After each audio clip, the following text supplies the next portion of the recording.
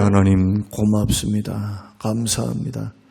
오늘 이 아침도 하나님 앞에 예배하는 시간 복되게 하시고 우리의 영혼이 날마다 새로워지게 하시고 말씀과 기도 앞에 거룩해져가는 구별된 하나님의 사람으로 세워지게 하옵소서. 성도들의 삶과 직장과 생업을 붙들어 주시고 영육 간의 강건함을 주시며 생명을 붙드시고 평안한 길, 은혜의 길 걸어가도록 하루의 삶을 복되게 하옵소서. 예수님 이름으로 기도합니다. 아멘. 아멘. 히브리서 12장 히브리서 12장 5절에서 13절 말씀. 히브리서 12장 5절에서 13절. 또 아들들에게 권하는 것 같이 너희에게 권면하신 말씀도 잊었도다. 일렀으되 내 아들아 주의 징계하심을 경히 여기지 말며 그에게 꾸지람을 받을 때에 낙심하지 말라. 주께서 그 사랑하시는 자를 징계하시고 그가 받아들이시는 아들마다 채찍질 하심이라 하였으니 너희가 참음은 징계를 받기 위함이라. 하나님이 아들과 같이 너희를 대우하시나니 어찌 아버지가 징계하지 않는 아들이 있으리요. 징계는 다 받는 것이여늘 너희에게 없으면 사생자요 친아들이 아니니라.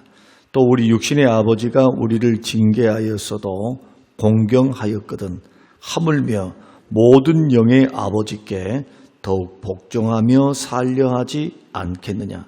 그들은 잠시 자기의 뜻대로 우리를 징계하였거니와 오직 하나님은 우리의 유익을 위하여 그의 거룩하심에 참여하게 하시느니라. 무릇 징계가 당신은 즐거워 보이지 않고 슬퍼 보이나 후에 그로 말미암아 연단받은 자들은 의와 평강의 열매를 맺느니라. 그러므로 피곤한 손과 연약한 무릎을 일으켜 세우고 너희 발을 위하여 곧은 길을 만들어 저는 다리로 하여금 어그러지지 않고 고침을 받게 하라. 아멘. 아멘. 오늘 말씀을 통해서 믿음을 세우는 하나님의 은혜의 방법, 은혜의 손길에 대해서 우리가 말씀을 나누면서 또 은혜를 받으려고 합니다. 놀랍게도 역설적이게도 예수 그리스도를 믿음으로 걸어가는 하나님의 사람들이 하나님께서 복만 주시고 평안함만 주시고 모든 기도에 응답만 해주신 것이 아니고 때에 따라서는 징계하시는 것을 말씀하고 있습니다. 이 징계가 우리의 믿음을 세우는 사랑의 손길이며 하나님의 은혜의 손길이다라고 하는 것이 성경의 말씀입니다. 대체로 하나님의 사람들은 예수 그리스도를 믿고 구원받고 난 후에 주님과의 첫사랑의 기억은 잠깐이요.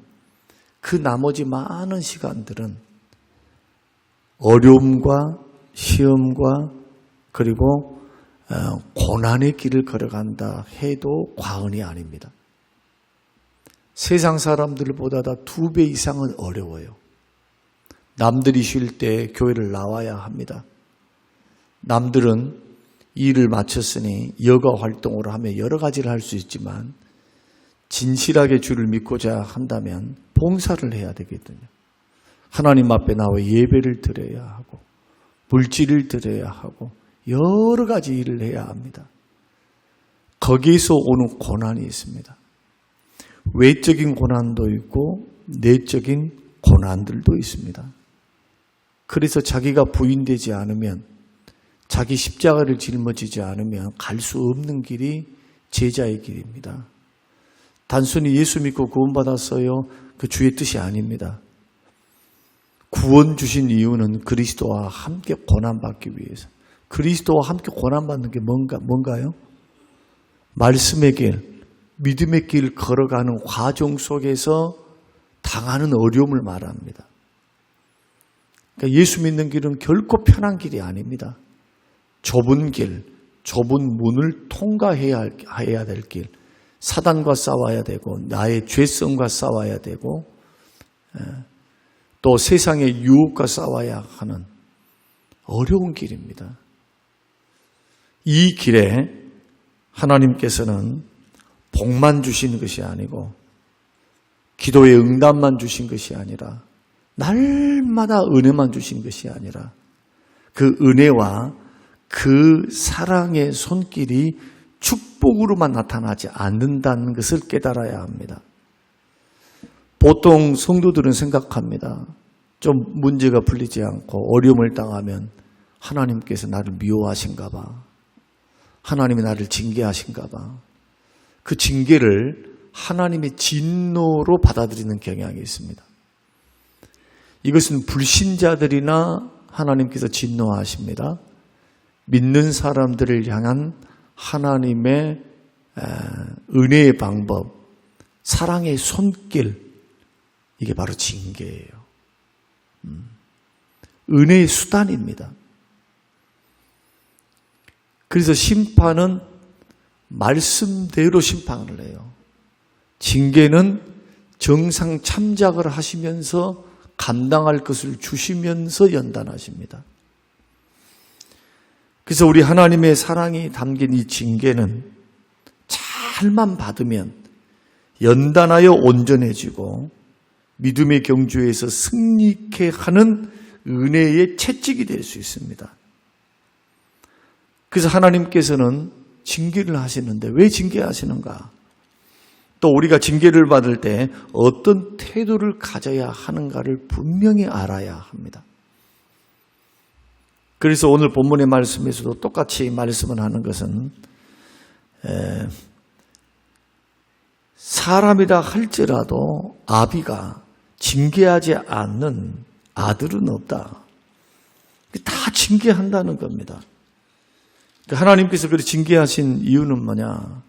마치 부모가 자식을 징계하는 것과 똑같습니다. 잘 되라고, 잘못된 길을 걸어가지 말라고, 경고하고, 그 다음에 권면하면서, 때로는 각인시키시면서 이 길을 걸어가면 불행하다. 더 큰 불행을 막기 위한, 그래 보다 더 성숙함으로 성장하기 위한 하나님의 손길이 간섭하심이 징계입니다. 그래서 구약에서는 사람 막대기 인생 채찍으로 우리를 인도하신다 그래요. 사람 막대기와 인생 채찍. 사람을 통해서 징계를 하고 인생이라고 하는 고달픈 쓰디쓴 질병, 경제적인 어려움, 또 자녀의 어려움, 건강의 어려움, 인생에 살아가는 모든 관계 속에서 사람을 통해서 환경을 통해서 주어지는 그 채찍을 통해 우리 주님은 죄를 끊게 하시고 깨닫고 돌아오게 하시며 바른 길 걸어가도록 하나님이 섭리하신다는 겁니다. 예수 믿고 구원받고 난 후에 고난은 버릴 것이 없습니다. 예수 믿고 난 후에 우리가 당하는 어떤 것도 버릴 것이 없어요. 의미가 없는 것이 하나도 없어요. 이것을 해석해낼 줄 알아야 합니다. 우연으로 치부하면 하나님은 팔짱만 끼고 계신 분으로 믿는 겁니다. 그러지 않습니다. 안고 일어섬도 하십니다. 우리의 길을 인도하십니다. 사람이 그 길을 계획했다 할지라도 발걸음을 인도해 가세요.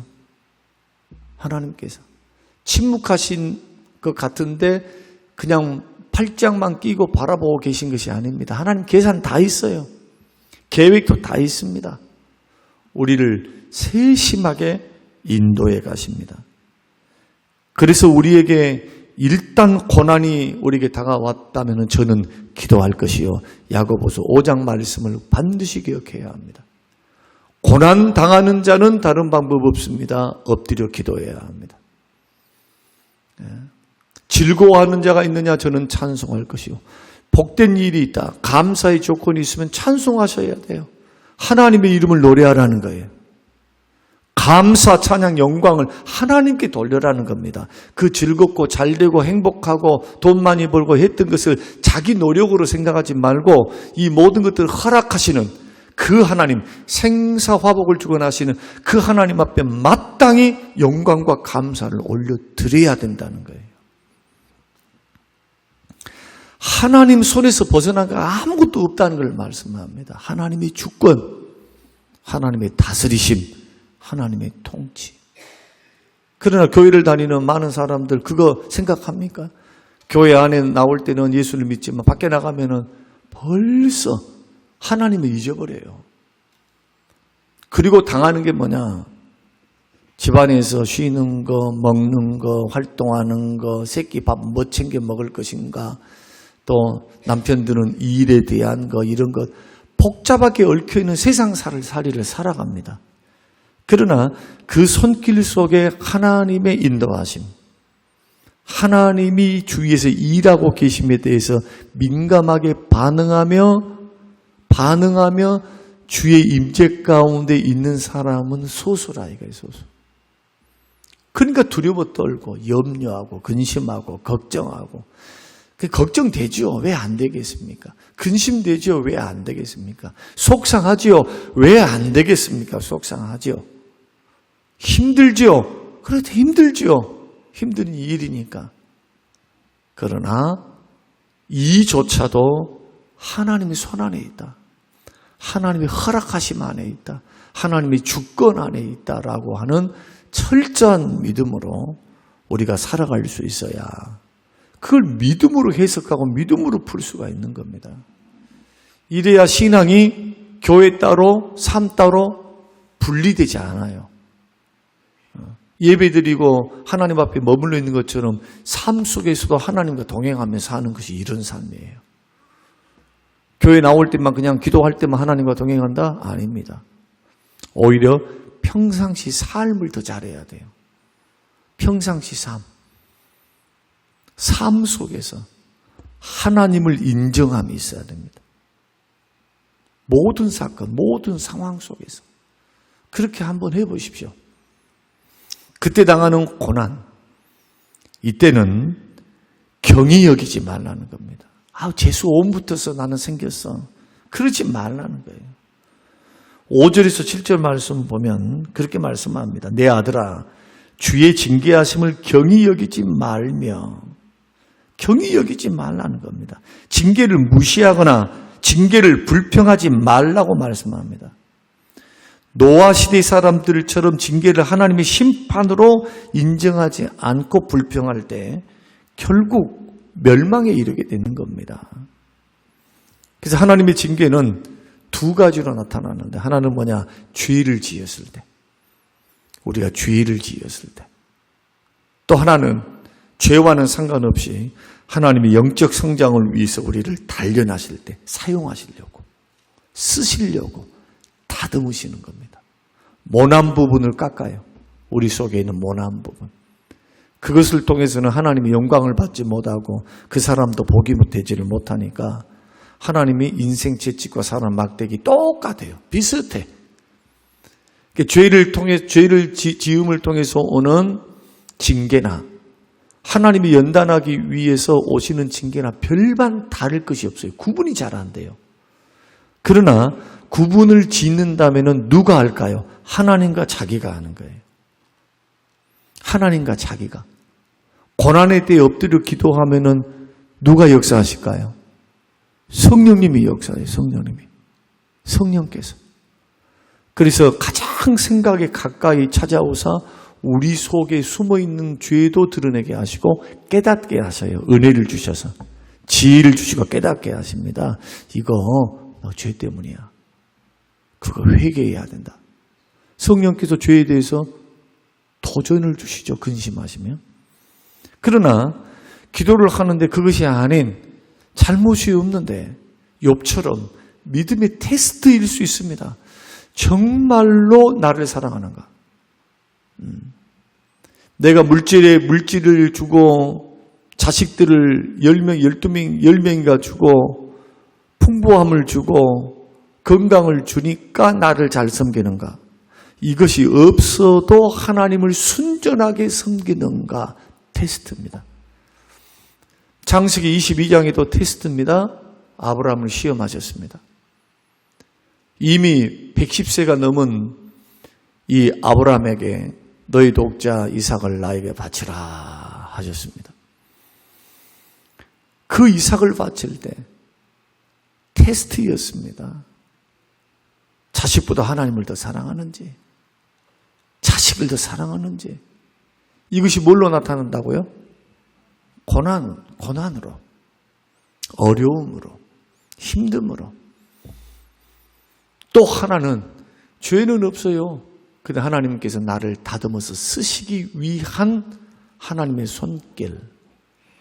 이러한 손길들이 결국에는 우리의 인성, 우리의 성품, 우리의 인격, 우리의 영혼을 훈련시키시면서 우리로 하여금 다루어 가시기 때문에 진지하게 받아들여야지.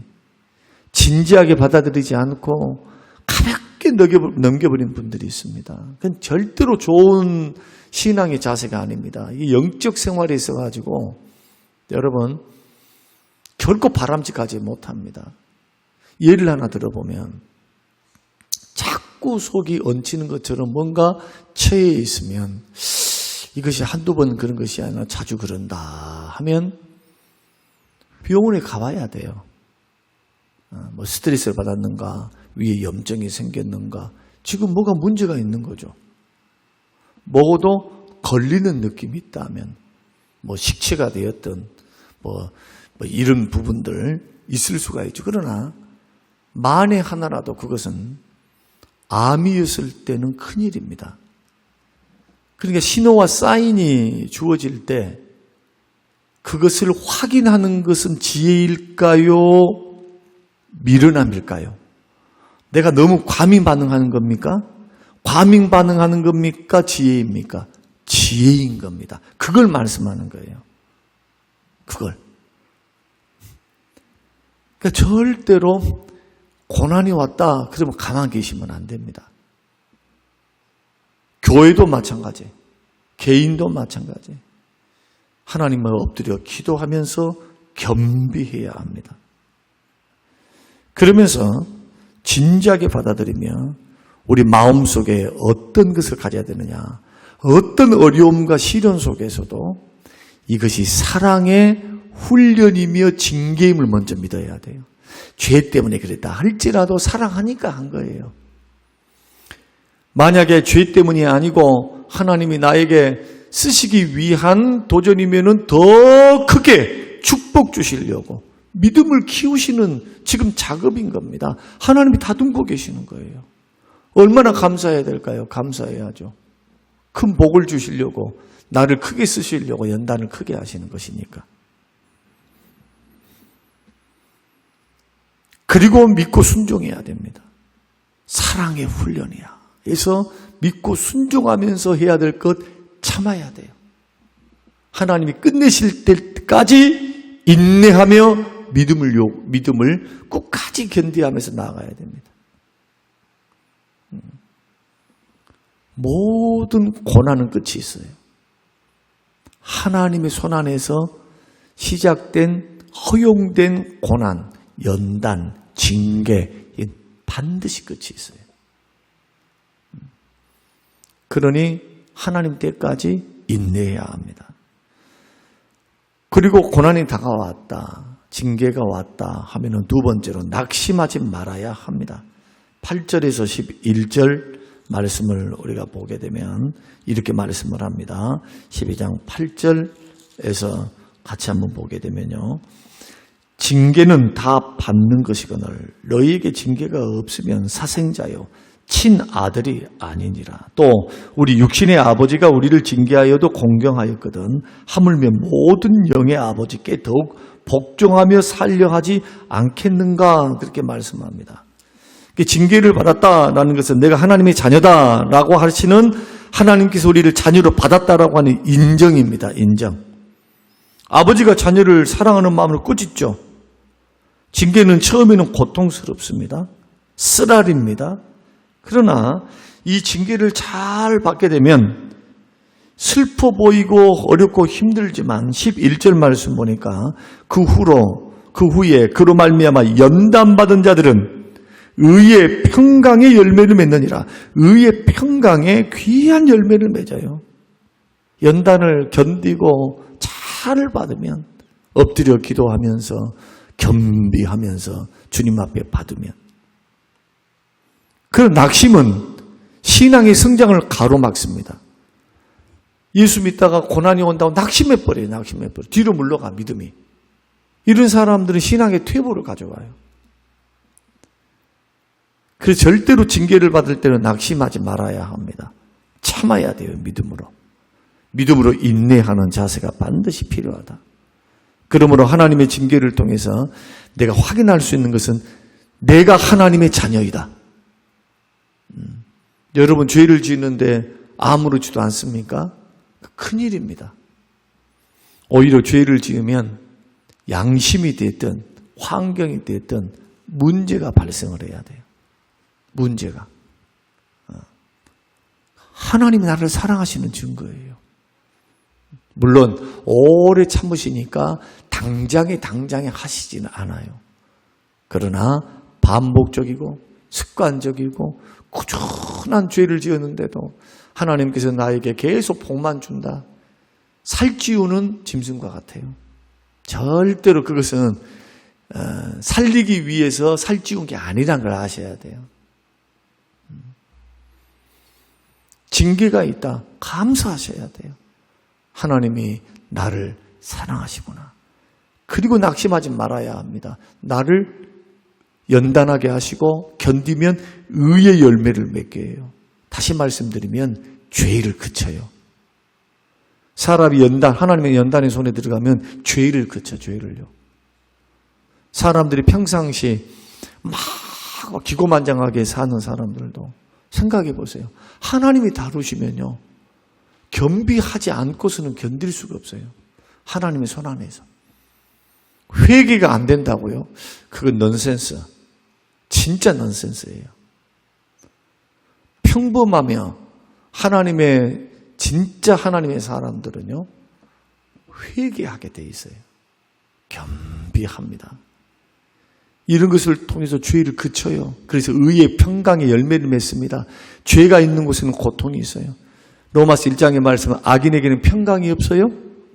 악인에게는 평강이 없느니라. 그러나 죄를 그치고 의의 길, 믿음의 길, 순종의 길을 걸어가면 그래서 평강의 열매를 맺게 돼. 사람이 마음이 평강해요. 죄 지은 사람들은 두 다리 쭉 뻗고 못 잡니다. 마음이 불안해요. 불안. 싸울 때도요, 맞은 사람은 조금 분하기는 하지만은 두 다리 쭉 뻗고 잘 수 있어요. 그러나 말로나 뭐로나 가해자들은 예수 믿는 사람들 꼭 기억하셔야 돼요. 가해자들은 성령이 그 마음에 평안을 주시지 않습니다. 그래서 징계가 왔다, 고난이 왔다, 어려움이 왔다 하면은 두 가지 꼭 기억해야 될 것. 경히 여기지 마라. 절대로 가볍게 여겨서는 안 된다 하는 것. 그리고 낙심해서는 안 된다. 이걸 꼭 기억하라. 마지막으로는 12절과 13절 말씀은 흔들리는 믿음을 바로 세워야 돼요. 그래서 피곤한 손 그랬습니다. 징계로 인해서 피곤한 손과 연약한 무릎을 일으켜 세우라라고 우리에게 권면하십니다. 징계를 받다 보면, 고난을 받다 보면, 연단을 받다 보면 어떻습니까? 지치죠. 우리 영혼과 몸이 지쳐요. 그래서 이것을 세우는 것은 누가 해야 되느냐? 내가 해야 돼요. 주님이 해주신 것이 아니고 징계를 받는 과정 속에서 막 피곤한 손, 연약한 무릎, 우리 몸의 회복, 영혼의 회복을 가져오기 위해서 애쓰고 힘쓰라는 겁니다. 그래서 12절, 그러므로 피곤한 손과 연약한 무릎을 이렇게 세우고, 언제 피곤해집니까? 언제 무릎이 세워지지 않고 무릎을 꿇게 됩니까? 낙심할 때입니다. 그 낙심을 물리치고 하나님의 은혜, 하나님의 회복, 하나님의 축복을 바라보며 다시 하나님이 새롭게 하실 그 은혜를 바라보며 자기 마음을 심기일전하라는 겁니다. 이 말이. 할렐루야. 미래를 바라보며 회복을 바라보며 이렇게 하면서 일어서 있으라는 겁니다. 그러면서 흔들리는 발. 자, 오늘 보니까 너희 발을 위하여 곧은 길을 만들어 저는 다리로 하여금 어그러지지 않고 고침을 받게 하라. 이 말이 무슨 뜻일까요? 막 흔들립니다. 곧은 길을 만들라 합니다. 그러면서 어그러지지 않고 고침을 받게 하라고 합니다. 그게 뭡니까? 마음의 동요와 불안한 믿음. 다시 말씀드리면 마음의 동요가 일어나고 막 불안한 이것을 절대로 허용하지 말라는 겁니다. 바로 세우라는 겁니다. 다시 말씀드리면 우리 몸도 영혼도 낙심하지 않고 바로 세워야 되지만은 흔들리는 마음도 바로 세워야 돼요. 갈지자로 걸어가지 말라는 거예요. 사람이 행동이라고 하는 것은요, 생각과 마음의 영향을 받습니다. 마음이 즐거운 사람 발걸음 보세요. 얼마나 가벼운가. 마음이 기쁜 사람의 행동거지 보세요. 얼마나 에너지가 넘친가. 그럼 마음에 스트레스가 있고 마음에 근심이 있고 마음에 어려운 사람들은 발걸음도 생기가 없어요. 활력이 없어요. 그래서 마음을 흔들리지 않도록 바로 세우고 누구를 바라봐야 합니까? 예수 그리스도를 바라보고 주님으로부터 오는 긍휼과 은혜와 세움을 얻어서 다시 일어서는 승리하는 믿음의 길. 이것을 걸어가는 것. 이것이 결국은 하나님의 사랑이 담긴 징계 속에서 우리 믿음을 바로 세우는 그런 방법이 될 수 있습니다. 사랑하는 성도 여러분, 오늘 우리가 이 말씀을 들으면서 절대로 주님의 다루심은 우리를 죽이기 위해서, 멸망시키기 위한 주님의 그러한 심판이 아닙니다. 우리를 살리시려고, 사용하시려고, 복을 주시려고 하나님이 허락하신 것이니까 고난의 때에는 겸손해야 돼요. 낮아 있어야 돼요. 기도해야 돼요. 가볍게 여기지 말아야 돼요. 무시하지 말아야 돼요. 불평해서는 안 됩니다. 하나님의 거대한 뜻을 바라봐야 됩니다. 그 속에 있는 하나님의 거대한 계획, 나를 향하신 내가 새로워지기를, 내가 고치기를, 내가 회개하기를, 내가 다듬어지기를 원하시는 아버지의 마음이 담겨 있음을 알고 겸비하고 엎드려 있으면 하나님께서 치유하시고 하나님 회복하시고 하나님이 도우시는 은혜가 나타나기 시작한다. 낙심하지 말아야 한다. 낙심하지 말아야 한다. 흔들리는 마음을 바로 세워야 한다.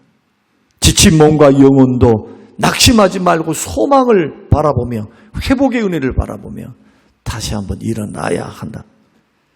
우리가 예수를 바라보며 은혜를 바라보며 또 회복시키실 주를 바라보며 여러분 혹시라도 연단 중에 있거나 징계 중에 있다라고 느껴지신다면 이 말씀을 여러분 기억하시면서 일어서시기를 바라고, 죄 가운데 살면 고통이 많다니까요. 악인에게는 평강이 없어요. 주님의 말씀입니다.